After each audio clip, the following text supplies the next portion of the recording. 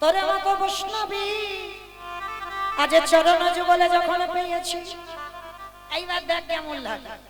এইবার ভগবান কি করেছে বাবা, সঙ্গে সঙ্গে ওই কুকুরের চারটে চরণ বেঁধে দিয়ে ভগবান অন্য জায়গা নয়, সবার চরণ ধোয়াচ্ছে বাবা ঘটিতে করে জল দিয়ে। আর কুকুরের বেলা কি করেছে জানো, খালে বিলি নদী নালার জলে নয়। কৃষ্ণ দয়াময় আমার বৈষ্ণবকে কোন জায়গায় রেখেছে দেখেন বাবা। একটা কথা বলে যাই মা, সবার কাছে অপরাধ করো, ভগবান বলছে কোন ভক্ত যদি আমার চরণে পাপ করে আমি ক্ষমা করে দিই, কিন্তু ভুল করে যেন বৈষ্ণব চরণে অপরাধী হইও না। ওই বৈষ্ণব চরণে যদি অপরাধ করো, সেই অপরাধীকে আমার ভগবানের জীবনেও ক্ষমা করে না। তো আজকের যেই না সেই বৈষ্ণবকে কোন জায়গা দিচ্ছে দেখে, সবার ঘটিতে করে ধোবাচ্ছে। আর বৈষ্ণবের বেলা কি করেছে জানো, খালে বেলি নদী নালাটা জলে ন। কৃষ্ণ ভোলানাথের চারটে চরণ বুকে ধরে ভগবানের চোখের জলে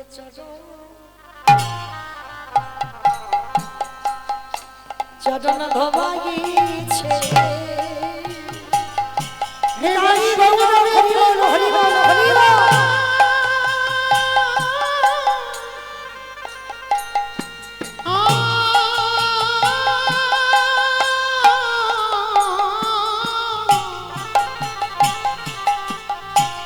হে বৈষ্ণবী কৃপা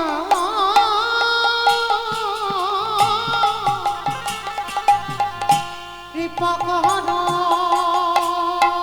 বলে আজ চোখের জলে চরণ ধোয়াইছে। যেই না ভগবানের চোখের জল কুকুর রূপী বৈষ্ণবের চরণে পড়ছে, সেই সময় ওই বৈষ্ণব কেঁদে কেঁদে বলেছিল, কৃষ্ণ আগত কলিযুগে আমি শিব হব না, ওই কলিযুগে হব আমি অদ্বৈত আচার্য গোসাই। অদ্বৈত আচার্য গোসাই। আরে তুই আমার কৃষ্ণ হবি না, তুই হবি আমার নদী আর নিমাই চা। মায়েরা প্রশ্নটা কি করেছিলাম, সত্যতে শিব, ত্রেতাতে শিব, দাপরে শিব, কিন্তু কলিযুগে শিব হয়নি, অদ্বৈত আচার্য হলো। কেন হলো? এইটাই হলো তার কারণ, সেই রাজস্বই যুগে ভগবানের চোখের জল কুকুর রূপী ভোলানাথের পায়ে পড়ল। সেদিন ভোলানাথ বলল, কৃষ্ণ আগত কলিযুগে আমি হব অদ্বৈত, তুই হবি নদী আর নিমাই। যেদিন তুই আর আমি দুজনে মুখোমুখি হব, এই রাজস্বই যজ্ঞে যেমন তোর চোখের জল আমার পায়ে পড়ল, এই কুকুরি যেদিন অদ্বৈত হবে, আমি 12 বছরের তুলসী ভাসিয়ে রাখবো, তোরে থেকে আমি 52 বছরের বড় হব। আর যেদিন তোর সঙ্গে আমার প্রথমে দেখা হবে কৃষ্ণ, সেদিন কি করবো জানিস, ওরে এমনি করে চরণ আমি ধোবাইব, আমি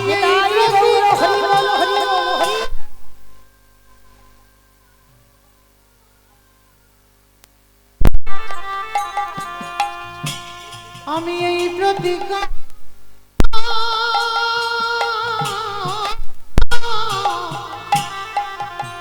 প্রতিজ্ঞা করে গেলাম, আমি এমনি করে চরণ ধোয়াইব। আসলে তাহলে মায়েরা পরিষ্কার বোঝা গেল, যার জন্য পৃথিবীতে কারোর ডাকে নয়, অদ্বৈত আচার্যের ডাকে এলেন। আর এসে কি করছে জানো, কেহ বলে পুরাবেতে রাবণ বধিলা, কেহ বলে পুরবিতি। আস্তে আমা উলু কই, মাঠে মাঠে একটু প্রেম সে একটু জোরে দাও। কেহ বলে পুনাবিতে রাবণ বধিলা, কেহ বলে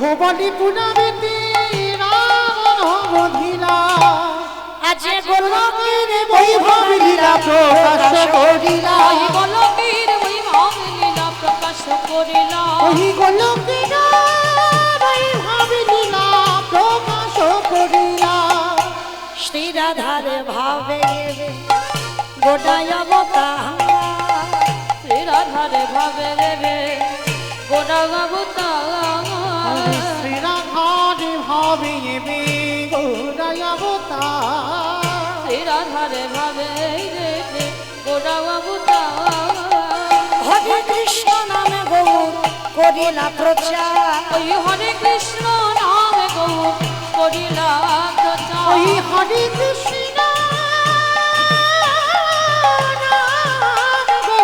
করিলা প্রচার এইবারে লীলা প্রকাশ হলো এইবারে লীলা প্রকাশ হলো এইবারে লীলা প্রকাশ হলো এইবারে লীলা প্রকাশ হলো গোলকের বৈভব লীলা প্রকাশ করিলা ওই গোলকের বৈভব লীলা প্রকাশ করিলা ওই গোলকের বৈভব লীলা প্রকাশ করিলা বাসুদেব ঘোষ গয়ে করি জোড়হা করে জোড়ো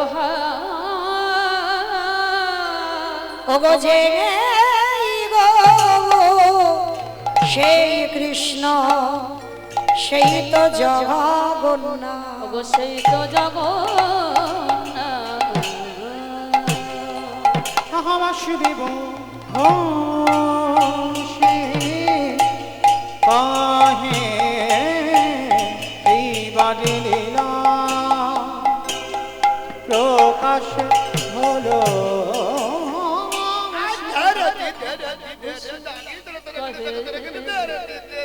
এইবারে লীলা বাসুদেব ঘোষে কাহে এইবারে লীলা প্রকাশ হলো বাসুদেব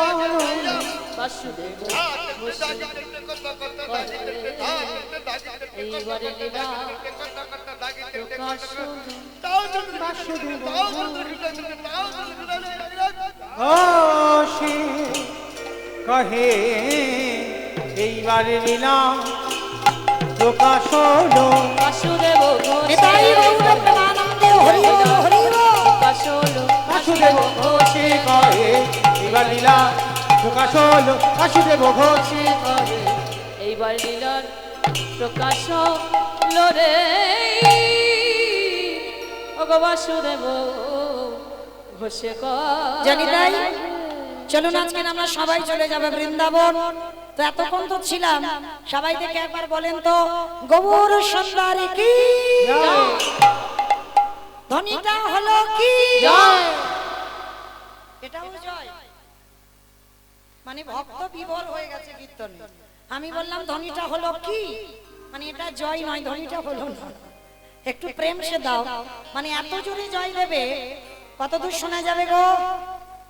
বাবা ক্যানিং নদী পেরিয়ে যাবে আর বারাইপুর আমার ক্যানিং নদীর পার হবে হবে বিশ্বাস আছে, মানে যাবে। শুধু ক্যানিং নদী নয়, ওই নদীর সঙ্গে ভাসতে ভাসতে ভাসতে ভাসতে সুরধ্বনি গঙ্গায় মহাপ্রভুর চরণে যাবে। কই দেখি পিছন থেকে একবার হাত দুটো তোলো দেখি একবার। সবাই যাদের হাত আছে তোলেন, যাদের নাই বলবো না, যাদের আছে তোলেন একসঙ্গে হরি বল। আমার ওই জায়গাটা ধসে গেল, তোলো সবাই। আর ইউটিউব যারা করছো সে কোথায় গেল সবকটা? একটু ক্যামেরা গুলো ঘোরাও, হয়তো ভাই আছে একজন, ঘোরাও ক্যামেরা।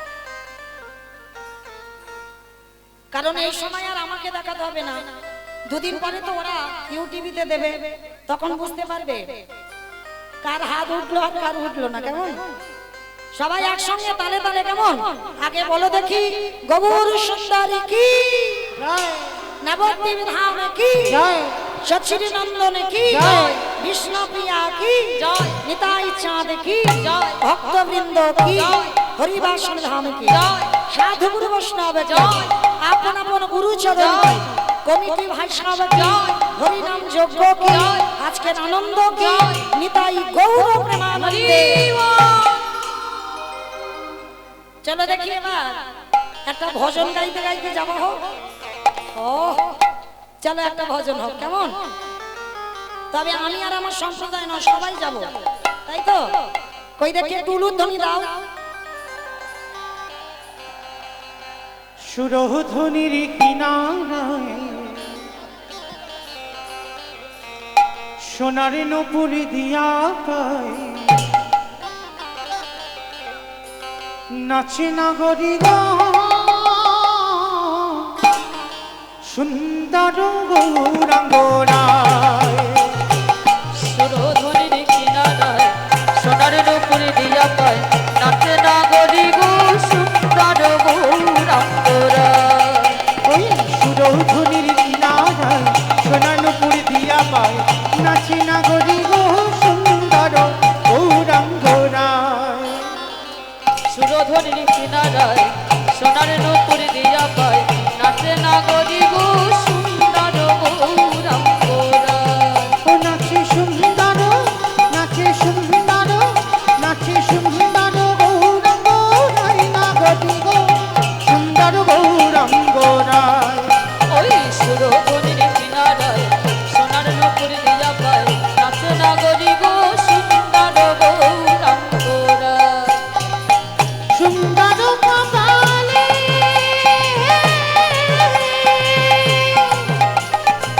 সুন্দর তিলক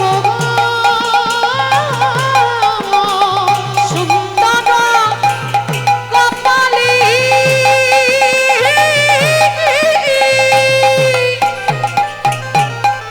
ওই সুন্দর তিলক আজকে আমি আর আমার সম্প্রদায় যাব, আর কেউ যাব না, সবাই যাব। সবাই যখন যাবো আর একবার কান মুলে বলছি মা কালীর দিবি, আর বলবো না, এইবারটা শেষ। সবাই দেখি হাত দুটো তোলো, আমার দাদা ভাই বাবা ঠাকুর ভাইরা যারা আছেন সবাই চরণ ধরে একসঙ্গে, কেমন? রোহিত একটু ক্যামেরাটা ঘোরাবে, কেমন? এইগুলো তুলবে তো একসঙ্গে তালে তালে তালে তালে একসঙ্গে করো তালে, কেমন? সুন্দর কপালে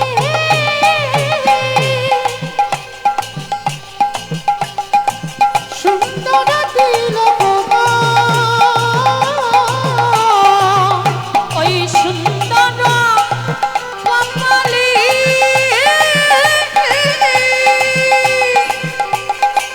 সুন্দর তিলক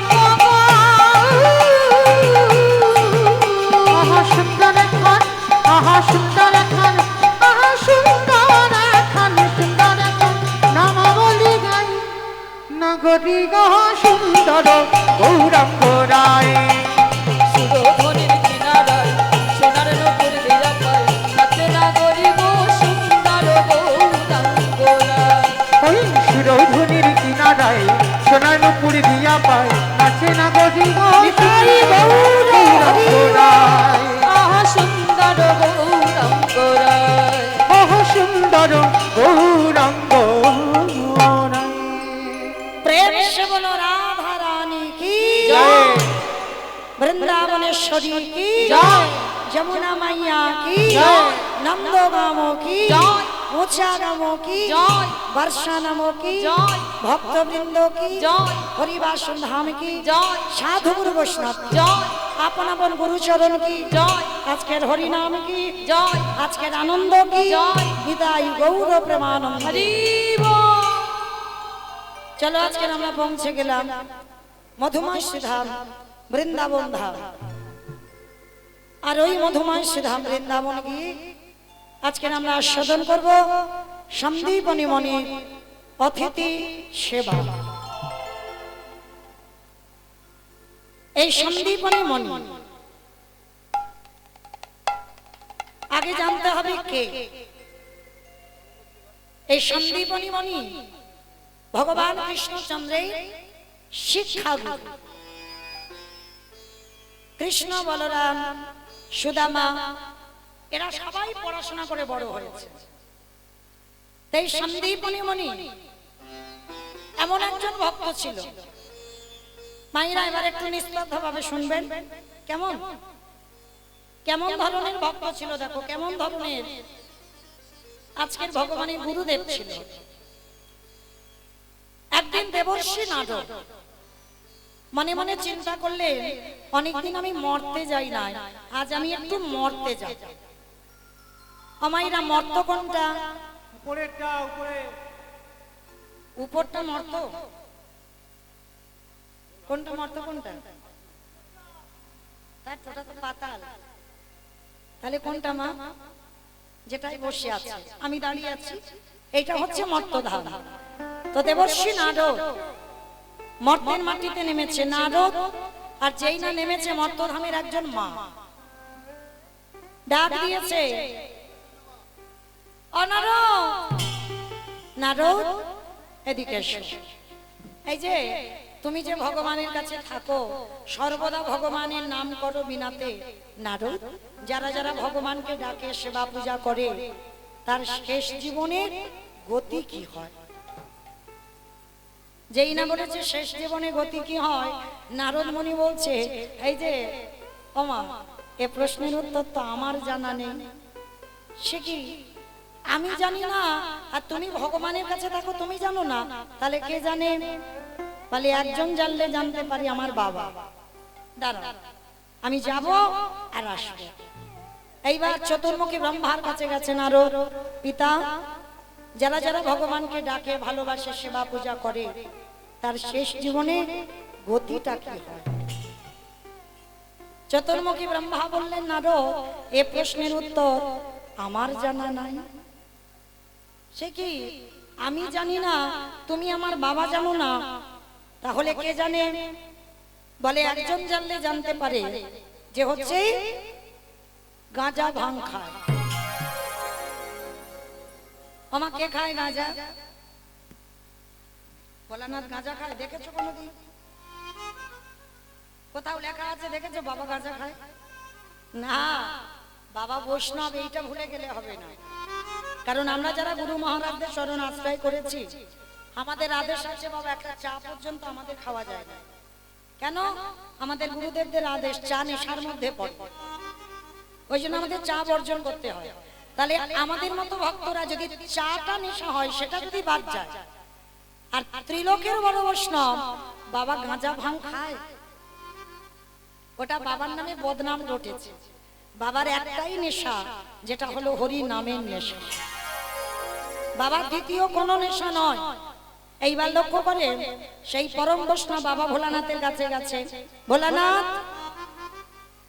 যারা যারা ভগবানকে ডাকে, যারা যারা ভগবানকে ভালোবাসে, তাদের শেষ জীবনে গতিটা কি হয়? কথাটা শুনে বলে বললেন, শোনো নারদ, এই প্রশ্নের উত্তর তো আমার জানা নাই। সে কি আমি জানি না, আমার বাবা জানে না, তুমি শিব জানো না, তাহলে জানে কে? বলে একজন জানলে জানতে পারে, যে হচ্ছে নামের নাম। কে গো মায়েরা, ভগবান তো ঠিক নিশ্চয়ই জানতে পারবে যে তাকে ডাকলে আমাদের গতিটা কি হবে। এইবার গিয়ে দাঁড়িয়েছে বৈকুণ্ঠপতি নারায়ণের কাছে, প্রভু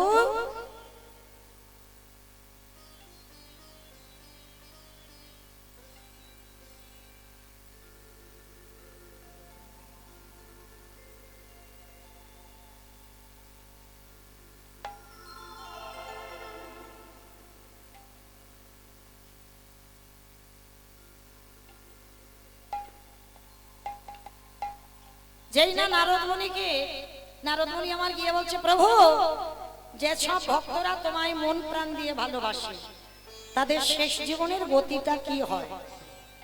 কথাটা শোনার সঙ্গে সঙ্গে বাবা ভগবান হেসে বলল, নারদ এ প্রশ্নের উত্তর তো আমার জানা নাই। সে কি আমি জানি না, আমার বাবা জানে না, তুমি শিব জানো না, তাহলে ভগবান তাহলে জানে কে? ভগবান বলছে, চলো একজন জানলে জানতে পারে, যে হচ্ছে আমার নাম ছাড়া কিছু জানে না। ভালো করে মা এই জায়গাটা শুনবেন। ভগবান বলছে এই প্রশ্নের উত্তর সেই দেবে যে দেহ মন প্রাণ জীবন যৌবন সব আমার চরণে দিয়েছে। যাও সেই ভক্তের কাছে। তা নারদ বলছে, ঠাকুর তুমি নির্দিষ্ট করে বলো কোথায় গেলে আমি এই ভক্ত পাবো? বলে চলো মর্তের মাটিতে। ঠাকুর মর্ত? ওইখানে তো লোক খেতে যায় আর ঘুমাতে যায় আর সিরিয়াল দেখতে যায়, বলে না না খাগ ঘুমাক সিরিয়াল দেখুক যাই করুক না কেন, তুমি জানো না এই মর্তে আমার এমন এমন ভক্ত আছে যাদের চরিত্র শুনলে তোমার হৃদয়টা দুলে উঠবে। চলো মর্তে যাই, আর মর্তে গিয়ে আমার ভক্তকে একটু পরীক্ষা নিয়ে আসি। মাইরা তাহলে কে কে আসছে? ব্রহ্মা বিষ্ণু মহেশ্বর আর দেবর্ষি নারদ, চারজনে বৈষ্ণব রূপ ধরে ভক্তের বাড়িতে আসছে। কোথায় জানো? মথুরা জেলার অন্তর্গত অবন্তী নগর গ্রাম, সেথায় সন্দীপনীর বাড়ি করিব স্নান। মথুরা জেলার অন্তর্গতে অবন্তী নগর গ্রাম,